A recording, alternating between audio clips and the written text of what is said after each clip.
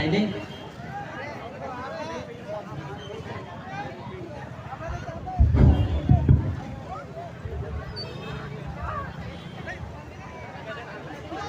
सायले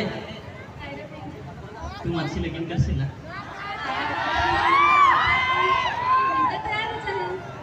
ना आपल्याला नाही दिलं तर आपले पलून लगीन करू ना?